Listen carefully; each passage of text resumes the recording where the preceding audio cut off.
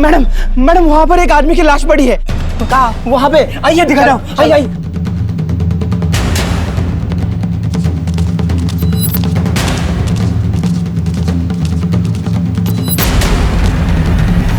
गुप्ता,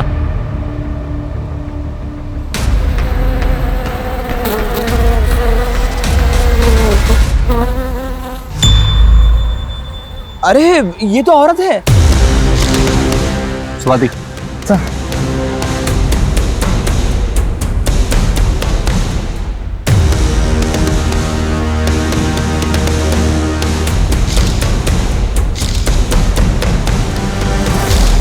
स्वाति, कोई ID proof मिला? नहीं सर, पूरी बॉडी चेक की लेकिन कुछ नहीं मिला।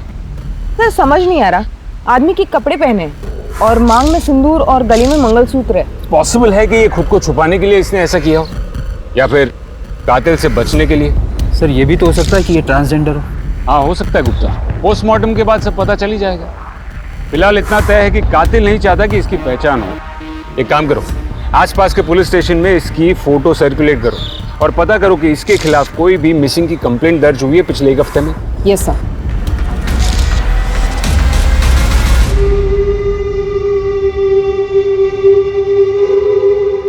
नमस्कार, आदाब। क्राइम पेट्रोल सतर्क के आज के इस केस में मैं अनूप सोनी आप सबका स्वागत करता हूं। जहां बाहरी रूप से दुनिया अपनी रफ्तार से भागती हुई दिखाई देती है, वहीं भीतरी रूप से इंसान हमेशा से अपनी पहचान, अपने वजूद की तलाश में रहा है। असफलताओं से डरता सफल होने के लिए किसी भी हद तक जाने को तैयार, अंधभक्ति, अंधविश्वास, कर्मकांड सब आजमा रहा है। क्या पुलिस को मिली ये लाश भी किसी अंधभक्ति, अंधविश्वास की देन थी, या फिर इसका सच कुछ और था? क्योंकि अंदाजा लगाना मुश्किल था कि वो आदमी था या औरत या फिर ट्रांसजेंडर, और वो इस हालात और इस दोहरे पहनावे में क्यों थी। स्नेह को गए आज पूरे 5 दिन हो गए हैं। पता नहीं किस हाल में होगा मेरा बेटा। बच्चा नहीं है वो, कहाँ भी होगा अपना ख्याल रख सकता है। माँ मैं हूँ ना, मैं सब संभाल लूंगी, आप बिल्कुल टेंशन मत लो। प्रीति, बेटा बेटा होता है, लड़का जो कर सकता है ना, लड़कियां नहीं कर सकती। क्या तुम जैसा बेटा वो थी वैसा बेटा मैं भी तो बन सकती हूँ ना। थी नहीं था, वो तुम्हारी बहन नहीं तुम्हारा भाई है। चले है बेटा बनने, दाल में कितना नमक डालना वो तो आता नहीं है, और चले है बेटा बनने। क्या हुआ तुम्हारी नौकरी का? हाँ, नहीं मिली ना, नहीं मिली ना अभी तक। मुझे 24 घंटे कोसने से आपकी प्रॉब्लम सॉल्व नहीं हो जाएगी, क्योंकि आपकी प्रॉब्लम आप खुद हो, और उसकी भी बेचारी की जिंदगी बर्बाद कर दी। जो चीज आपने की है ना उसके साथ, आपको यहाँ नहीं जेल में होनी चाहिए। प्रीति, मैं तो प्रार्थना करती हूँ कि वो इस नरक में कभी वापस ना आए, कभी वापस ना आए। प्रीति, हेलो रोहित। सर कचरे में जो हमें बॉडी मिली थी, पोस्टमार्टम रिपोर्ट के मुताबिक वो एक लड़की की है, और मर्डर से पहले कोई सेक्सुअल हैरेसमेंट और रेप भी नहीं हुआ है। लेकिन सर रिपोर्ट में एक नई बात सामने आई है। यकीन नहीं होता कि ऐसा कैसे हो सकता है। बस बस बस बस, आराम से आराम से आराम से। नहीं रोम हैं? नहीं हो जाएगा, हाँ? आराम से। क्या उसके साथ इस हद तक की दरिंदगी की गई? जी सर, और डॉक्टर के मुताबिक ये सब उसके साथ तब हुआ होगा जब उसकी उम्र 7-8 साल की रही होगी। सर शायद ये मर्डर का कारण ना हो, पर इतना पक्का है कि उसके साथ बहुत गलत हुआ होगा। क्या शायद यही मर्डर का कारण हो? प्लीज मत मारो मुझे।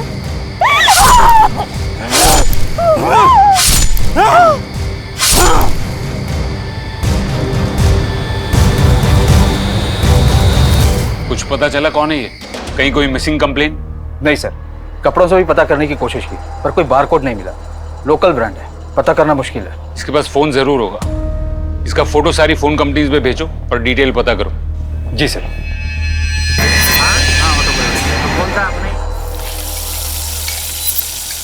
अंगद, तेरे लिए ऑमलेट बनाऊं या हाफ फ्राई? पापा आपको पता तो है मुझे हाफ फ्राई नहीं पसंद। पता है, लेकिन तुझे चिढ़ाने में ना मुझे बड़ा मजा आता है। शक्ल देख अपनी। अच्छा पापा, वो स्कूल वाले ना हमको ट्रिप पे लेके जा रहे महाबलेश्वर, अच्छा, तो थोड़े पैसे मिलेंगे? बेटा जिस हिसाब से तेरे स्कूल वाले छुट्टियां देते हैं ना, उल्टा उन्हें मुझे पैसे देने चाहिए। मतलब आप पैसे नहीं देंगे? ठीक है फिर नहीं जाता हूँ। अरे यार 2 मिनट में मुंह फुला लेता है, मजाक कर रहा था। अलमारी में रखे पैसे, जितने चाहिए ले ले। लेकिन कब जा रहे हो तुम लोग? कल सुबह। सर आपका फोन कंपनी वाला आइडिया सक्सेसफुल रहा। लड़की का नाम स्नेह यादव था, मुलुंड एरिया का है। ये देखिए सिम कार्ड की कॉपी। स्नेह यादव, मुलुंड। देखते हैं हमारे कितने सवालों के जवाब हमें यहाँ मिलते हैं। परसों शाम तक आ जाऊंगा। हाँ सुनो, एक तो अपना ख्याल रखना और मुझे फोन करते रहना। ठीक है, बाय बाय।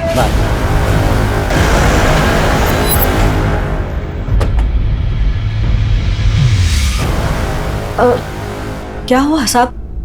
आप स्नेह के माता पिता हैं? जी, पर ये क्यों पूछ रहे हैं आप लोग? स्नेह का किसी ने मर्डर कर दिया है। देखा, मैंने कहा था ना, कितना कहा था मेरा बेटा, मेरा स्नेह मुसीबत में है। आप जाइए, पुलिस को बताइए। देखिए हम आपका दुख समझ सकते हैं, लेकिन हमारे कुछ सवाल हैं जिनके जवाब आपको देने पड़ेंगे। स्नेह की पोस्टमार्टम रिपोर्ट के मुताबिक वो लड़का नहीं लड़की थी, और लड़की ही पैदा हुई थी, जबकि आप तो उसे बेटी नहीं बेटा कह रही हैं। क्योंकि साहब हमारे लिए वो बेटा ही थी। हमारे गुरुजी की इच्छा थी कि हम उसे बेटी नहीं बेटा माने, और एक बेटी की तरह ही पाल पोस कर बड़ा कर। आज मैं दाल बनाऊंगी, चावल बनाऊंगी, रोटी बनाऊंगी और सब्जी भी। तुम्हें सब्जी पसंद है ना? आज मैं तुम्हारी पसंद की सब्जी बनाऊंगी। और आपके गुरुजी की ऐसी इच्छा क्यों थी? क्योंकि वो स्नेह का भला चाहते थे। उन्होंने हमें बताया कि स्नेह उसके पिछले जन्म में लड़का था, और अकस्मात मृत्यु की वजह से वो उस जन्म के काम पूरे नहीं कर पाया था ना, इसलिए इस जन्म में उसे लड़का बनकर ही वो सारे काम पूरे करने होंगे। क्या? हाँ इंस्पेक्टर साहब, इसी तरह से हमें भविष्य में संतान के रूप में पुत्र की प्राप्ति होगी। तो फिर हुई पुत्र प्राप्ति? नहीं, उसके बाद उसकी बहन प्रीति पैदा हुई। प्रीति कहाँ है इस वक्त? वो अपनी सहेली के यहाँ गई है। स्नेह की बॉडी जब हमें मिली तब उसके माथे पर सिंदूर और गले में मंगलसूत्र था, जबकि आप तो उसे अपना बेटा कह रही। अरे आप ये क्या बोल रहे हैं साहब? ऐसा मत कहिए, अनर्थ हो जाएगा। देखिए ना ये क्या हो रहा है, ये सब ये क्या बोल रहे हैं? यही क्या माँ बाप नहीं हैवान? अरे जिसे भगवान ने लड़की बनाया उसे जबरदस्ती लड़का बना रहे थे तुम। कितने साल की थी जब उसका ऑपरेशन करवाया? तब 8 साल की थी। हो जाएगा आराम से। तुम लोग जिसे जबरदस्ती बेटा बनाने की कोशिश कर रहे थे, उसने बिना बताए शादी कर, इसलिए उसका मर्डर कर दिया है ना? इंस्पेक्टर साहब, मैं तो अपने पैरों पर खड़ा तक नहीं हो सकता, मैं मर्डर करूंगा? स्नेह कुछ काम करती थी, कोई नौकरी वगैरह? हाँ सर, वो स्पीड अप कुरियर कंपनी में काम करता था। ये था करना बंद करो, समझे? आखिरी बार कब देखी थी वो? 5 दिन पहले। क्या हुआ बेटा? क्या हुआ? अरे स्नेह, ऐसे लड़का होकर लड़कियों की तरह रो रहा है। क्या हुआ? कुछ नहीं, वो दोस्तों के साथ थोड़ी अनबन हो गई थी। अगले दिन सुबह वो मुझे बोलकर निकली कि वो 3-4 दिन के लिए शहर से बाहर जा रही है। पर साहब, आपको पक्का यकीन है कि उससे शादी कर ली थी? पक्का तो नहीं, और मंगलसूत्र और सिंदूर देखकर तो यही लगता है। प्रीति वापस आ जाए तो उसे पुलिस स्टेशन भेज देना क्वेश्चनिंग के लिए, और हाँ जरूरत पड़ी तो हम फिर से आएंगे।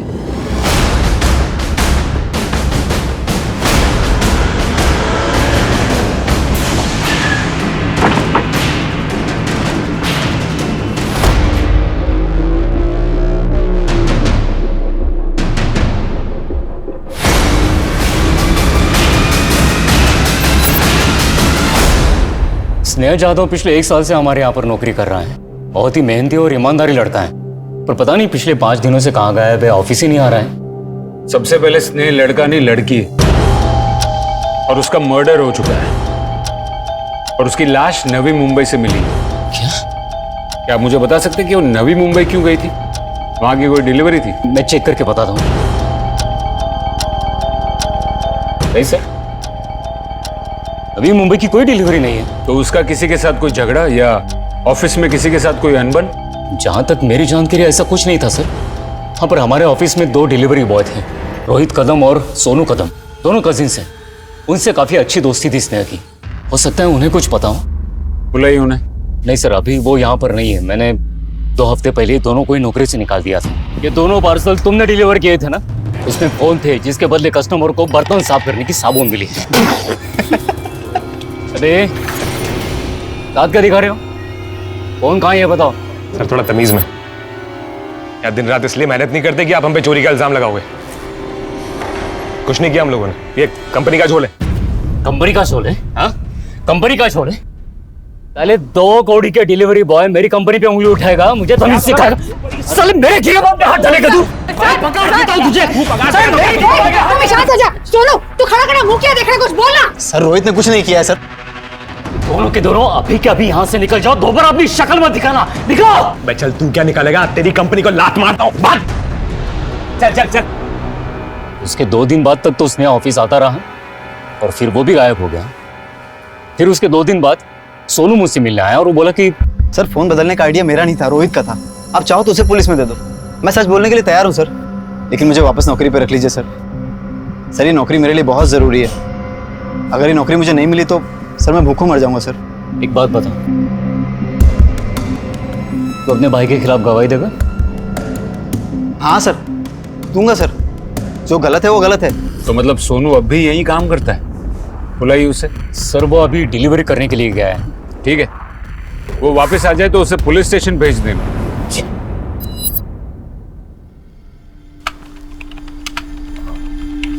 Yes sir. एक रूम चाहिए था। सर आपकी फैमिली कहाँ है? फैमिली तो साथ नहीं है। सर आपकी उम्र 18 साल से कम है और 18 साल से तो देखिए ना मैडम, देखिए चलता है आजकल ये सब, है ना, और सिर्फ 2 ही दिन की तो बात है।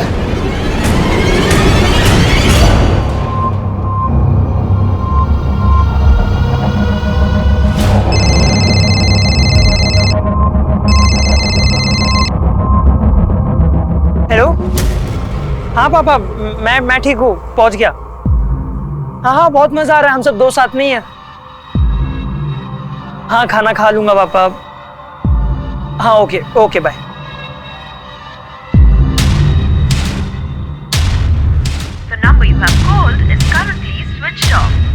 ये रोहित अपना फोन क्यों बंद करके बैठा है?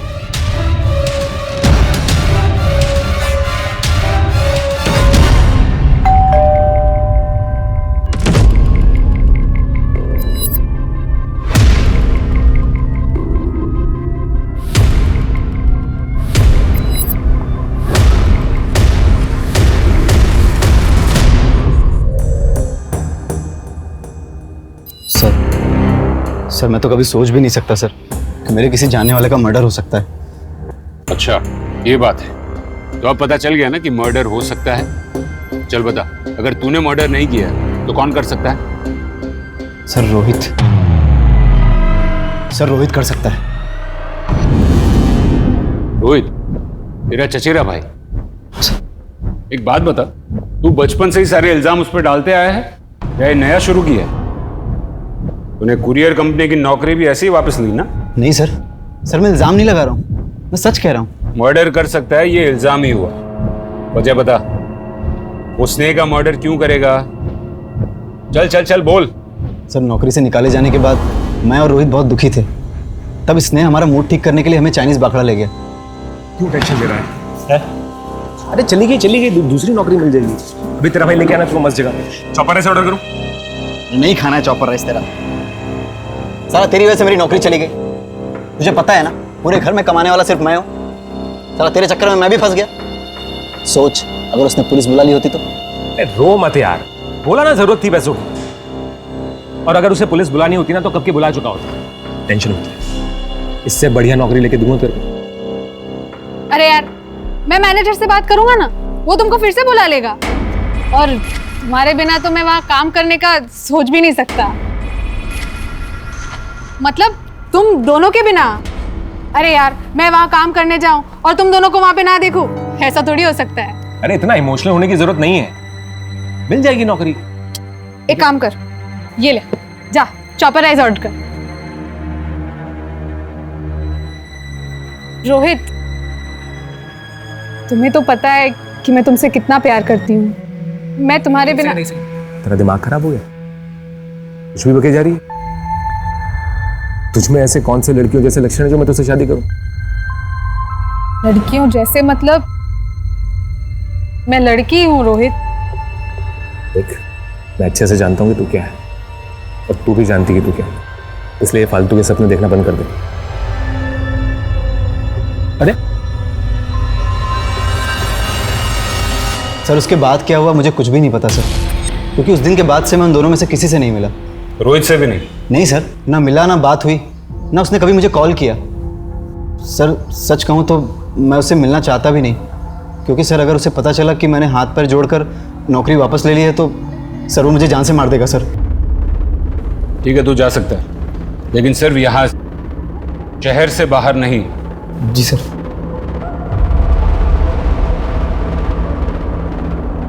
सर आपको क्या लगता है ये सच बोल रहा है? अगर सभी लोग इतनी आसानी से सच बोलने लगे तो अपना काम आसान नहीं हो जाएगा। सर,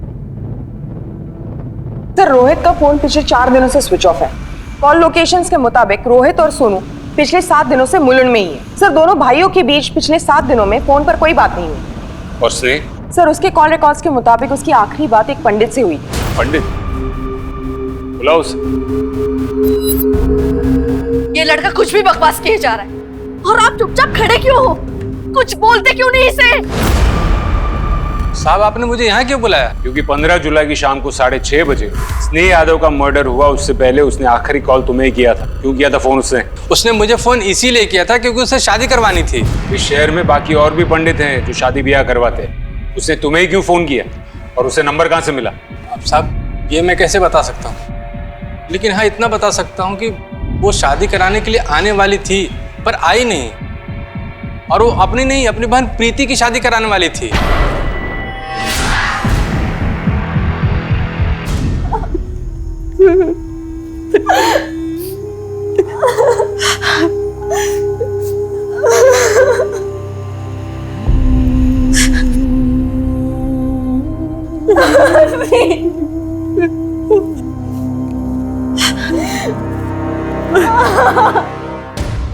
तू है कौन ये बकवास करने वाला कि तू मेरा बेटा है? हाँ? लेकिन मेरी बात का पापा, अगर दोबारा ये बकवास की ना तो पुलिस में दे दूंगा। पापा लेकिन मेरी जब पापा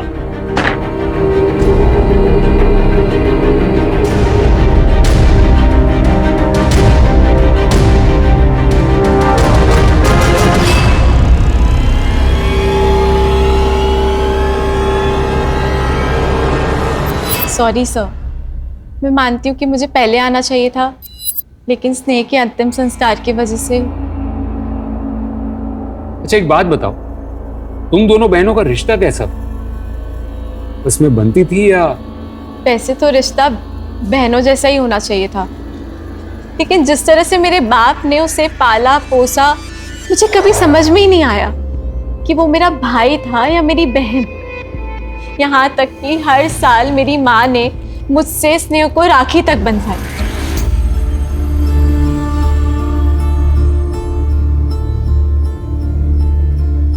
मतलब स्नेह भी एक भाई की तरह तुम्हें अपनी जिम्मेदारी समझती थी। शायद इसलिए वो पंडित से तुम्हारी शादी करवाने की बात कर रही थी। शादी? सर, मेरी शादी की कभी बात ही नहीं हुई, और वो ऐसा क्यों करेगी? प्रीति जी, ये तो आप हमें बताएंगी, क्योंकि आपकी फैमिली में जो चल रहा था वो नॉर्मल नहीं था। सर, मैं नहीं जानती कि वो क्या कर रही थी और क्यों कर रही थी। प्रीति जी, कॉल रिकॉर्ड्स हैं आपके हमारे पास। हर दूसरा कॉल आपने रोहित को किया। इसका मतलब साफ है कि दोनों बहनें एक ही लड़के को पसंद करती थी और इसीलिए तुमने स्नेह का मर्डर किया। मैंने कुछ नहीं किया है सर। तुम रोहित को कैसे जानती हो? देखो, सच बोलो, ये तो हमारे पास और भी तरीके हैं। सर, मैं सच बोल रही हूँ, मैंने स्नेह को नहीं मारा है। रोहित और सोनू को मैं इसलिए जानती हूँ क्योंकि वो उसके साथ काम करते थे और वो उसके दोस्त हैं, और मैं रोहित को सिर्फ इसलिए कॉल कर रही थी क्योंकि घर से जाते हुए स्नेह ने कुछ ऐसी बात कही थी जो मुझे आज तक नहीं समझ आई। सारी जिंदगी मैंने इस झूठ को सच मानकर बिता दी। कितना कुछ सहा है इस झूठ की वजह से, पर बस अब नहीं। अब मैं अपनी जिंदगी अपनी मर्जी से जीऊंगी। वो बनकर जो मैं हूँ। सर मैं कुछ नहीं जानती, मेरा रोहित से कोई वास्ता नहीं है। स्नेह का फोन बंद आ रहा था इसलिए मैंने रोहित को कॉल किया, पर उसने कभी मेरा फोन उठाया ही नहीं और उसके बाद उसका फोन भी स्विच ऑफ हो गया था। तुम जा सकती हो।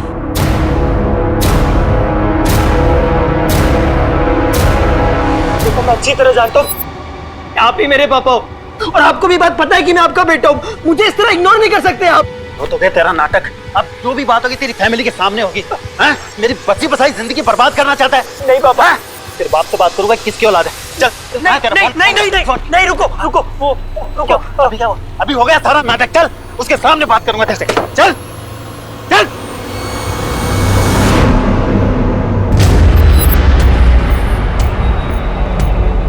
सर ये देखिए, यही वो पार्सल है जिसके बारे में मैंने आपको बताया था। इस पे केयर ऑफ स्नेहा जाधव लिखा है और पार्सल प्रीति जाधव के नाम से।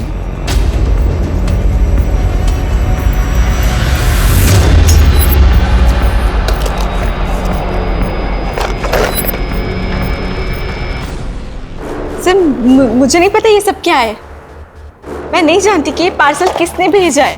देखो प्रीति, तुम फिर से झूठ बोल रही हो। सर मैं सच कह रही हूँ, मैं नहीं जानती कि ये पार्सल किसने भेजा है और क्यों भेजा है। रात भर हवालात में रखो, सुबह तक सब सच बोले। सर आप मेरी बात मानिए, मैं सच कह रही हूँ।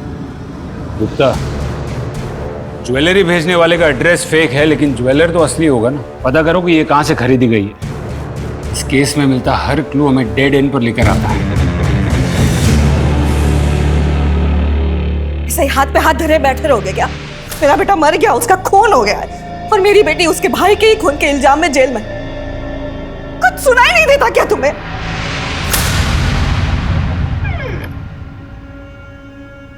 हाँ हाय पापा। अरे ट्रिप में बहुत मजा आया, पूरा थक गया हूँ पापा, तो अब फ्रेश होके मिलता हूँ। हाँ जी। कहाँ गया था तू? महाबलेश्वर।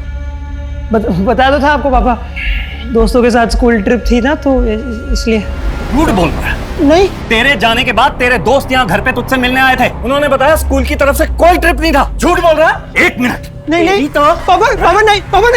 बाप से झूठ बोलेगा। बता दो ना पापा, कहाँ गया था? बता कहाँ गया था? पापा बता दो। झूठ बोलेगा। मत मारो। कहाँ गया था? बता दीजिए साहब, बच्चा है। हट। बता दो पापा। मैं तेरी तो पापा एक मिनट, ये लेटर आया था पापा। दिखा क्या लेटर आया था पापा, इसलिए गया था मैं। झूठा लेटर आया था।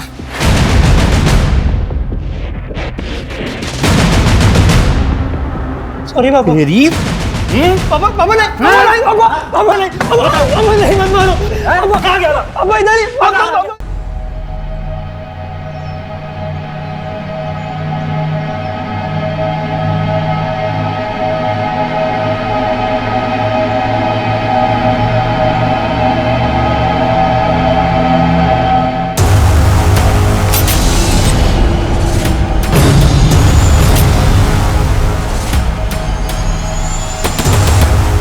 एक तरफ जहां पुलिस स्नेहा जाधव की हत्या के मामले से उलझ रही थी, वहीं दूसरी तरफ पुलिस के सामने एक दोहरी हत्या का मामला भी आता है।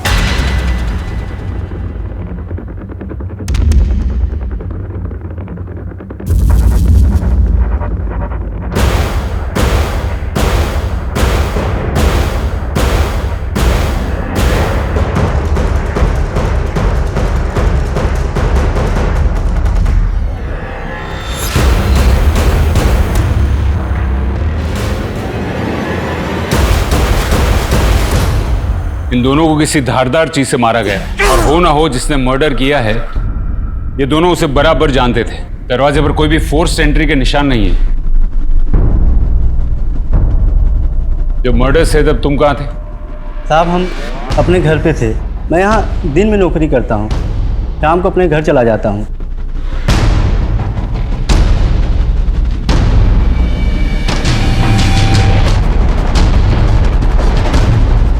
पुलिस को प्रीति जाधव के खिलाफ कुछ नहीं मिला, इसलिए मजबूरन उन्हें उसे रिहा करना पड़ा। सुधीर चौहान और अंगद चौहान के कॉल रिकॉर्ड्स और मोबाइल लोकेशन खंगाली गई और आखिरकार अंगद की मोबाइल लोकेशन की मदद से उन्हें सूरत के उस होटल के बारे में पता चला जहां अंगद चौहान 2 दिन तक रुका था। इस लड़की को देखा है यहाँ? मैडम ये लड़का यहाँ 2 दिन रुका था और बकोली में 22 नंबर मकान के लिए पूछ रहा था। मैडम ये लड़का बेवकूफ़ है। एक दिन अचानक हमारे घर में आया और कहने लगा कि मेरे पति इसके पिता हैं। हमारी जिंदगी का तो सुकून छीन लिया इस लड़के ने। मैडम ये सब झूठ है। मेरे पति तो किसी की तरफ आंख उठाकर भी नहीं देखते। आपकी शादी को कितने साल हुए? जी मैडम 5 साल। ये लड़का 16 साल का है और आपकी शादी को केवल 5 साल हुए। सर वो लड़का मेरे घर आया जरूर था सर, लेकिन वो झूठ बोल रहा था सर कि वो मेरा बेटा है। मैंने उसे समझाया सर, वो चला गया। वो चला गया या तूने उसका मुंह बंद कर दिया हमेशा के लिए? मैं क्यों मारूंगा उसे जब वो मेरा बेटा था ही नहीं। तेरे जैसे ना 36 लोग आते हैं यहाँ पे। चेहरा देखकर बोल सकता हूँ कि वो झूठ बोल रहे हैं या नहीं। सर प्लीज छोड़िए सर, मैं बताता हूँ सब कुछ सच है सर। 14 साल पहले मेरा 2 साल का बेटा किडनैप हो गया था सर। किडनैपर ने 50 लाख मांगे, मैंने दे दिए सर। उन्होंने कहा कि वो मेरा बेटा एक मंदिर के पास छोड़ जाएंगे। मैं वहां इंतजार करता रहा सर, लेकिन उन्होंने सर मेरा बेटा मुझे वापस नहीं दिया सर। तुम्हें तुम्हारा बेटा वापस मिल जाता अगर तुम पुलिस के पास जाते तो? सर मैं बहुत घबरा गया था सर। इतना कि बच्चा और पैसा दोनों जाने के बावजूद तुमने रिपोर्ट नहीं लिखवाई, दूसरी शादी कर ली और फिर एक दिन वो बच्चा तुम्हारे सामने आकर खड़ा हो गया और तुम डर गए और तुमने अपने हाथों से उसका खून कर दिया। पर नहीं मारा मैंने उसको सर। वो जब मेरे सामने आया तो मैं पहचान गया सर। सर इतने सालों में मैं मान चुका था कि वो वापस नहीं आएगा, यही मेरी किस्मत है। फिर कुछ सालों बाद उसकी मां को हार्ट अटैक आया सर, वो भी गुजर गई। फिर मैंने सर दूसरी शादी की। मैंने मेरी दूसरी पत्नी को अपने पास्ट के बारे में नहीं बताया सर, और अब मैं घबरा गया था कि अगर अब उसे पता चलेगा तो शायद मेरी गृहस्थी खराब ना हो जाए सर। और घर टूटने के डर से तूने सुधीर और अपने बेटे दोनों का मर्डर कर दिया। एक बात बता, ये सुधीर वही है ना जिसने तेरे बेटे को किडनैप किया था? सर मैं बताता हूँ सर मैं उसका पीछा करते करते मुंबई आया जरूर था सर, लेकिन जैसे ही मैं उसके घर के पास पहुंचा सर तो मैंने एक आदमी को खून से सने हुए उसके घर से निकलते हुए देखा सर। कौन था वो आदमी? वो तो मुझे नहीं मालूम सर। रात भर बिठा के रखो, शायद सुबह तक उसकी शक्ल भी याद आ जाए। सर सुनिए मेरी बात सर। मैंने कुछ नहीं किया है सर। सुधीर चौहान और अंगद चौहान की हत्या में श्याम सिंह पुलिस के लिए अहम सस्पेक्ट था, लेकिन उन्हें बिल्कुल भी अंदाजा नहीं था कि उनके लिए अनसुलझी पहेली बना स्नेह जाधव मर्डर केस इससे किसी भी तरह से जुड़ा हो सकता है और एक सिरे को दूसरे सिरे से जोड़ा जा सकता है। मुझे सुधीर चौहान, अंगद चौहान के अतीत के बारे में सारी डिटेल्स चाहिए। शाम के भी पास्ट और प्रेजेंट सब कुछ चेक कर। यस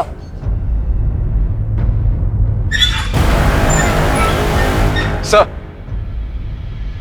सर प्रीति के नाम आए पार्सल में जो ज्वेलरी थी वो माटुंगा के श्याम ज्वेलर के यहाँ से खरीदी गई। उसने गहने पहचान लिए और गहने खरीदने वाला और कोई नहीं बल्कि रोहित ही है। फिर ये रोहित है कहाँ? न रोहित हमें मिल रहा है, न रोहित और प्रीति के बीच का कोई कनेक्शन, और वो अभी यही कह रही है कि उसके और रोहित के बीच में कुछ भी नहीं है। फिर ये रोहित ने ज्वेलरी खरीदी किसके लिए और फिर वो गायब क्यों हो गया? क्या गुप्ता कहीं ऐसा तो नहीं कि कोई तीसरा है जो हमें जानबूझकर गुमराह करने की कोशिश कर रहा है?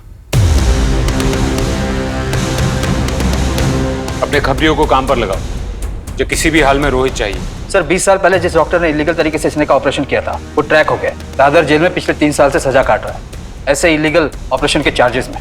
जब हमने उससे बात की तो पता चला कि स्नेह का असली बाप विष्णु यादव नहीं है। तो कौन है? सुधीर चौहान। क्या? हाँ सर, और हमने सुधीर चौहान का कॉल रिकॉर्ड्स निकलवाए। ये देखिए उसके कॉल रिकॉर्ड्स। जब हमने चेक किए तो क्या नहीं। नमस्ते आंटी। नमस्ते अंकल। मैं सोनू, रोहित का भाई। मैं रोहित और इसने एक ही कंपनी में काम करते थे। इसने मेरा बहुत अच्छा दोस्त था। तो मैं बस पूछने आया था कि पुलिस ने आप लोगों को कुछ बताया किसने मारा स्नेह को? नहीं। मेरी फैमिली रोहित को लेकर बहुत परेशान है। पता नहीं कहाँ चला गया है, कहाँ गायब है।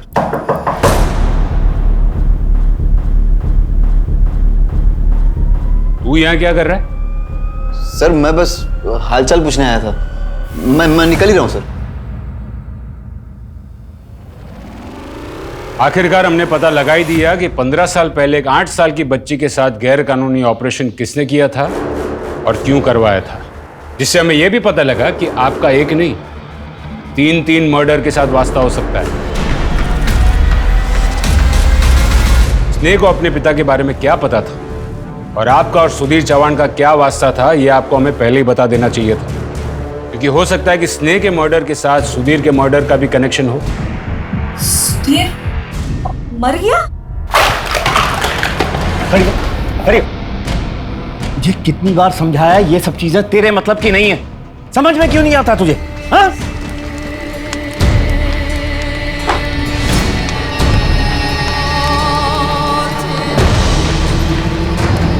उसने अपनी सगी बेटी के साथ जो किया ना, वो कोई दुश्मन भी नहीं करता। मेरी स्नेह सिर्फ 8 साल की थी, जबरदस्ती उसका ऑपरेशन करवा दिया, मुझे बिना बताए, ताकि वो कभी मां ना बन सके। मां तो क्या, वो किसी के साथ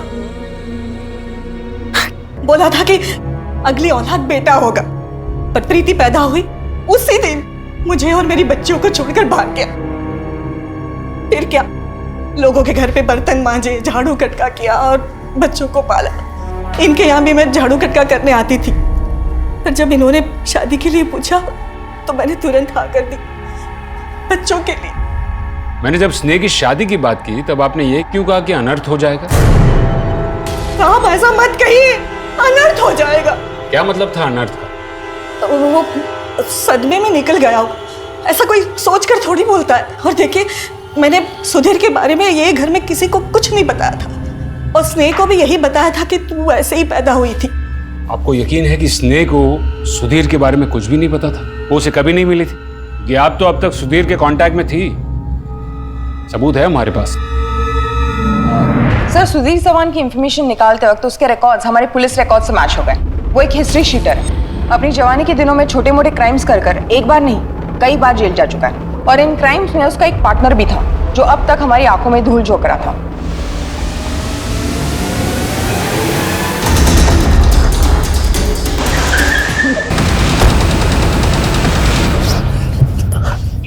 अरे सर आप मुझे ये यहाँ क्यों लेकर आए? मैंने तो आपकी इतनी मदद की थी। पूरी मदद नहीं की थी, पूरा सच नहीं बोला था।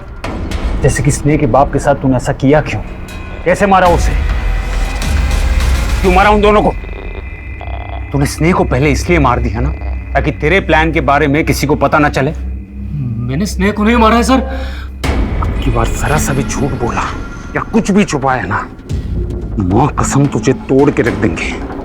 गवाह है हमारे पास जिसने तुझे उस दिन भागते हुए देखा था।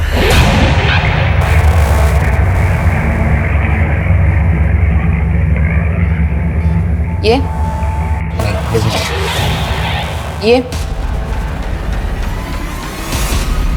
सुधीर के घर से मिले तेरे जूतों के निशान से यह साबित होता है कि दोनों मर्डर तूने ही किए हैं। अब बता क्यों और कैसे? चौहान साला धोखेबाज निकला। बोला था जेल से बाहर आऊंगा तो मिलेगा मुझे, साले ने शक्ल भी नहीं दिखाई।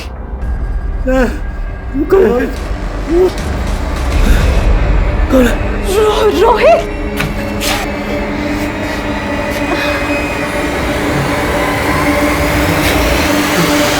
जब मैं जेल से बाहर आया तो तब वो गायब हो चुका था। फिर मैंने ईमानदारी का रास्ता चुना और डिलीवरी बॉय की नौकरी शुरू कर दी, और अपनी मेहनत से मैं मैनेजर बना। पर चौहान को कभी भूल नहीं पाया मैं। फिर एक दिन स्नेह मेरे पास नौकरी के लिए आई, समझ गया था कि चौहान की बेटी है जिसका बचपन में उसने ऑपरेशन करवाया था, और उस वक्त मैं भी उसके साथ था। बेटा रो मत। हाँ नहीं। हाँ ठीक हो जाएगा, अभी ठीक हो जाएगा, अभी ठीक हो जाएगा। स्नेहा नाम है तुम्हारा? Yes sir. स्नेहा होना चाहिए था ना, तुम तो लड़की दिखती हो। सर वो मेरा पर्सनल मैटर है, आप प्लीज़ मुझसे अपने काम के सवाल पूछिए। मैं बहुत ही मन लगा के काम करूँगा और आपको मुझसे कभी कोई प्रॉब्लम नहीं होगी।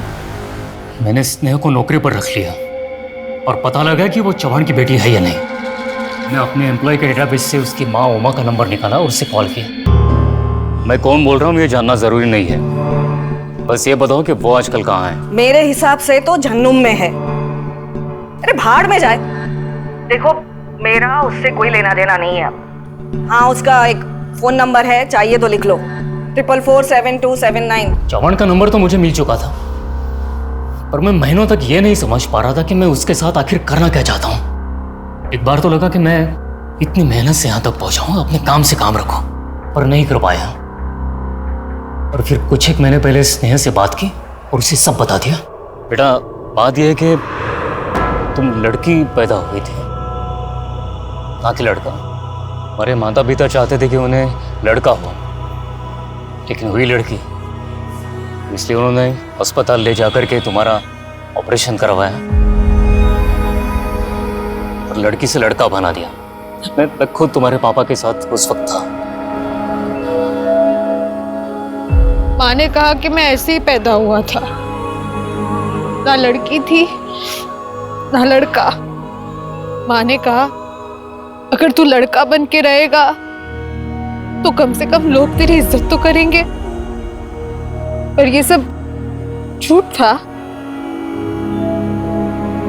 इतना गलत किया उन्होंने मेरे साथ। बेटा, अगर तू इस धोखे का बदला लेना चाहे तो मैं तेरी मदद कर सकता हूँ, पर एक शर्त पे कि तू अपनी माँ को कुछ नहीं बताएगी।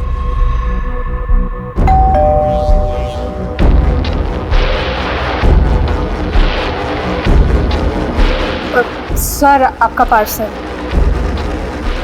अरे अंगद। जी पापा। तुम्हारा पार्सल आया भाई। आया। साइन दो। ये लो, साइन कर लो, ले लो। अंगद, ये तुम्हारा असली बाप नहीं है। तुम्हारा असली बाप सूरत में, उसका नाम श्याम सिंह है। नीचे उसका एड्रेस है सूरत का। अगर तुम्हें कोई शक है या कुछ पूछना हो तो मुझे इस नंबर पे फ़ोन करो, 4488221212। जवान बहुत चालाक आदमी था, मैं जानता था बहुत जल्दी उसे सब पता चल जाएगा और वो मुझ तक पहुंच जाएगा। तो मैं भी यही चाहता था। फिर उस रात जब उसने मुझे फोन किया तो मैं पूरी तैयारी के साथ उसके यहां पर पहुंचा। आजा, कुछ बात करनी है तुझसे।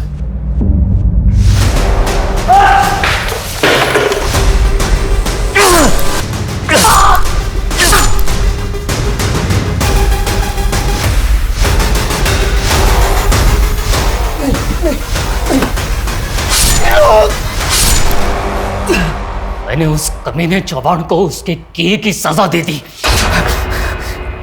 अंगद और स्नेह को किस बात की सजा दी? चल बता। 2 मर्डर कबूल कर लिए मैंने, तीसरे के लिए झूठ क्यों बोलूंगा?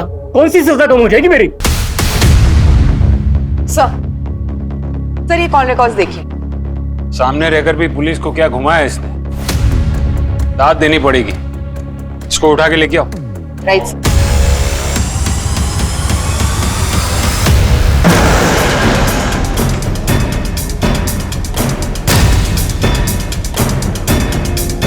आ जाओ।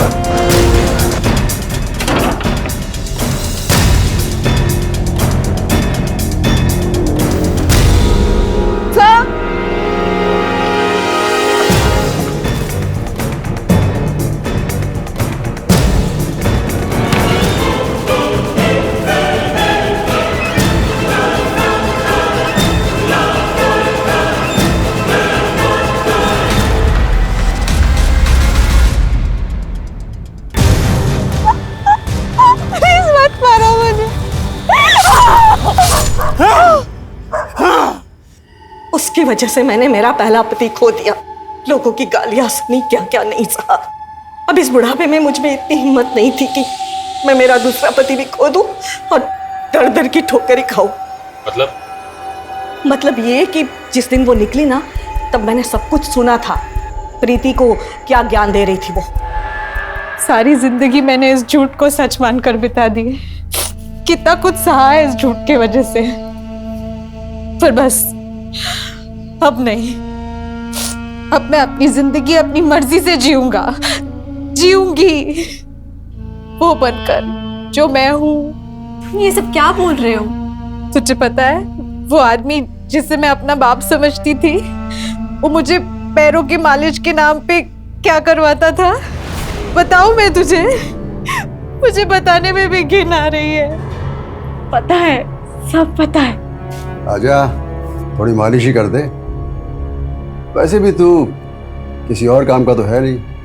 तो अब तुम क्या करोगी? अब मैं अपनी जिंदगी नॉर्मल तरीके से जीऊंगी। तुझे रोहित पता है ना, मैंने तुझे मिलाया था उससे एक बार। मैं और रोहित एक दूसरे से प्यार करते हैं। हालांकि हम अलग होने वाले थे क्योंकि रोहित की फैमिली मुझे ऐसे कभी एक्सेप्ट नहीं करती, पर अब रोहित भी प्यार करने लगा है मुझसे और वो मेरे लिए डॉक्टर ढूंढ रहा है जो मेरा इलाज कर सके ताकि मैं आगे जाके माँ बन सकूं। और वो मुझे डॉक्टर ही नहीं, पुलिस स्टेशन भी लेके जाने वाला है ताकि वो आदमी जिसे आज तक मैं अपना बाप समझती थी उसे अपने किए की सज़ा मिले। सिर्फ इसे ही नहीं, उसे भी जिसने मेरी ये हालत की है, जो बाप ज़बरदस्ती अपनी बेटी को बेटा बनाना चाहता था। पर अभी तुम कहाँ जा रही हो? मैं अभी नवी मुंबई जा रही हूँ। रोहित के किसी जान पहचान वाले का फ्लैट खाली है वहाँ पे। जब तक हमारे हालात नहीं सुधरेंगे हम दोनों वहीं रहेंगे। ये देख, ये रोहित लाया है मेरे लिए और उसने मेरे लिए कुछ और सरप्राइज भी रखा है, पर वो पार्सल हमने तेरे नाम पे मंगाया है। मैंने अपने कंपनी के कुरियर वाले लड़के को बोल दिया है कि अगर तेरे नाम पे कोई पार्सल आए तो तुझे ही डिलीवर करे। फिर तुमने हमसे झूठ क्यों बोला? क्योंकि मुझे कुछ समझ में नहीं आ रहा था कि मैं क्या करूं। मैंने रोहित को काफी बार कॉल किया लेकिन अचानक से वो भी गायब हो गया था। मुझे लगा कि जरूर मेरी माँ ने कुछ किया होगा, लेकिन मैं अपनी माँ के खिलाफ आपको कैसे बताती। मैंने माँ से पूछा भी था, उन्होंने कहा कि उन्होंने कुछ नहीं किया। फिर मैंने देखा कि हमारे घर के पीछे वो जो जगह है जहाँ पर टूटा फूटा सामान पड़ा होता है, जहाँ कोई नहीं आता जाता, वहाँ अक्सर वहाँ जाया करती थी। मुझे शक हुआ तो मैं वहाँ देखने गई। तुमसे एक मदद चाहिए। हाँ, पैसे मिलेंगे। देखो मैं उसका नंबर देती हूँ, वो नवी मुंबई में है। काम ठीक से होना चाहिए, खबर यहाँ तक पहुँचनी नहीं चाहिए, समझे?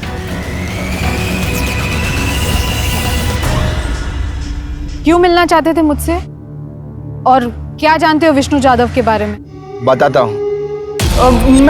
मैडम वहां पर एक आदमी की लाश पड़ी है।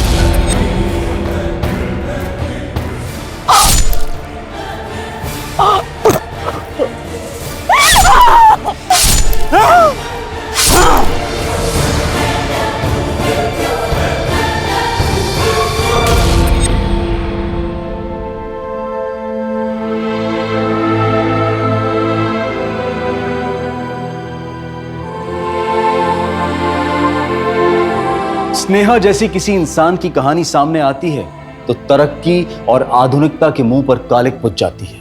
उमा जाधव के पहले पति सुधीर चौहान का पुत्र के लिए मोह पहली दस्तक थी और दूसरी तब जब उसने स्नेहा को लड़का बनाने की कोशिश की। उमा ने यह दस्तक अनसुनी की थी और स्नेहा को अपनी जान देकर इस लापरवाही और उमा के स्वार्थी होने की कीमत चुकानी पड़ी। स्नेहा की इस कहानी से हर माँ बाप को सबक लेना चाहिए कि बच्चों को गुलाम, अपनी इच्छाओं की पूर्ति करने वाले रोबोट और तानाशाही चलाने की जागीर ना समझें। साथ ही स्नेहा की यह दर्दनाक कहानी हमें यह सीख भी देती है कि चाहे वो कोई भी हो, गैर वाजिब मांगे पूरी नहीं की जा सकती। अब मैं अनूप सोनी आपसे विदा लेता हूं, फिर मुलाकात होगी क्राइम पेट्रोल सतर्क में एक और नए केस के साथ। तब तक अपना और अपने परिवार का ख्याल रखें, सतर्क रहें, सुरक्षित रहें और देखते रहें क्राइम पेट्रोल सतर्क। जय हिंद।